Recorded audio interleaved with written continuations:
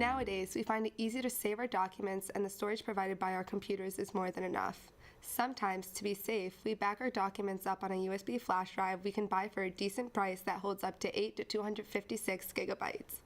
Well, back then, people used to use floppy disks for storage, and these disks would hold a max of 1.2 megabytes. Hi guys, this is Yaz reporting from Digital Citizen News with a tech flashback. Floppy disks had three sizes. Initially, they started off as 8-inch media, later on made their way into 5.25-inch to 3.5-inch sizes. From the mid-1970s to the mid-2000s, floppy disks were a main form of data storage and exchange.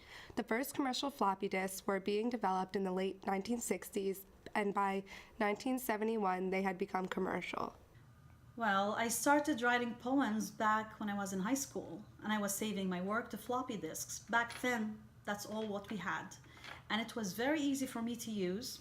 It gave me the ability to share my work with others easily, and they're light, they're accessible, they're versatile. You can take them anywhere with you, and you can share it with anyone. Back then, it was the biggest thing, and I loved having the floppy disk. Back then, having these floppy disks helped people save their work and made it easy for one to share their work with others due to having limited technology.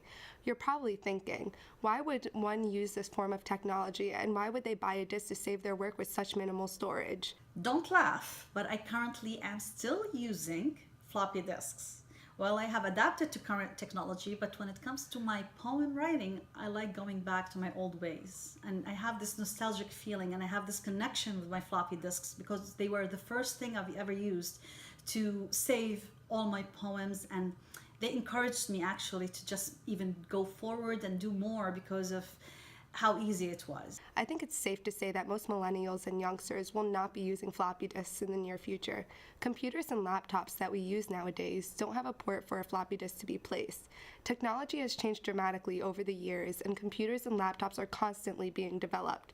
What will the future hold? Thanks for watching. Reporting from Digital Citizen News, I'm Yaz Kadaj.